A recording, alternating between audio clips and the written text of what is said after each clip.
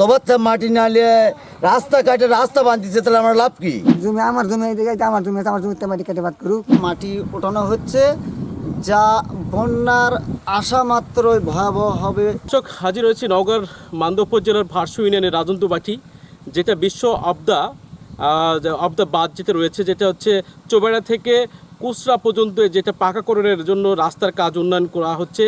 এই রাস্তাতে কাজের ক্ষেত্রে এখান থেকে যে এলজিডি কর্তৃক যে রাস্তা নির্মাণের যে কাজ হচ্ছে, এলজিডি শিডিউল না থাকা সত্ত্বেও রাস্তার পাশে গর্ত করে যে মাটি দিয়ে ভরাট করা হচ্ছে উপরের অংশ, এটা হচ্ছে বন্যা কবলিত এলাকা, যেটা বলা হয় শিব নদী। শিব নদীতে প্রতি বছরে বন্যা হয়, যে বন্যাতে অনেক বাড়িঘর ডুবে যায়, যে রাস্তার সাইডে অবদার পাশে যারা বসবাস করছে জলাচ্ছিন্নভাবে তারা যে কোনো মুহূর্তে ডুবে যেতে পারে বলে আশঙ্কা করছেন এই স্থানীয় ব্যক্তিবর্গেরা।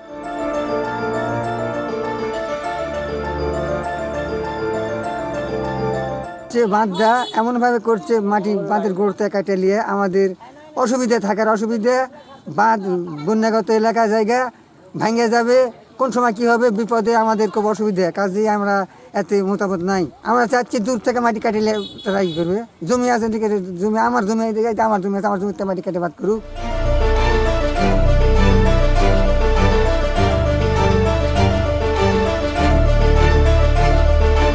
ভেকু আসে যে বাঁধ কাটে আবার বাঁধের গোড়া বাঁধতেছে, তবে মাটি নালে রাস্তা কাটে রাস্তা বাঁধতেছে, তাহলে আমার লাভ কি? আমরা তো বাড়িঘর ভাঙা যায়, রাস্তা নাই, যাওয়ার পথ নাই, আমরা যাবো কোথায়? ঘর নাই, বাড়ি নাই, বাঁধের উপর থানলে আছি, তবে মাটি কাটে বাঁধ বাঁধবে না কেন? আর এখানকার মাটি এখানে তুলে দেয়।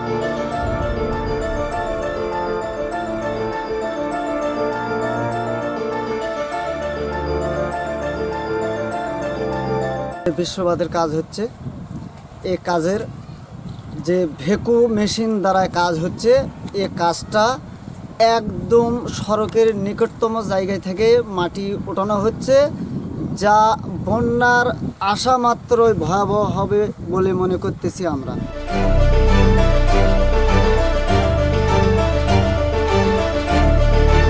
বাবা রাস্তা কেটে তো ঘর বাড়ি করে, বাবা আমরা থাকতে পারবো না বাপের মুখে। তবর থেকে মাটি এনে রাস্তাটা বান্ধব, আমরা থাকতে পারি, তোমরা করতে পারবে না। দয়া করে আমাকে কথা শুনে তবর থেকে মাটি এনে ঘর।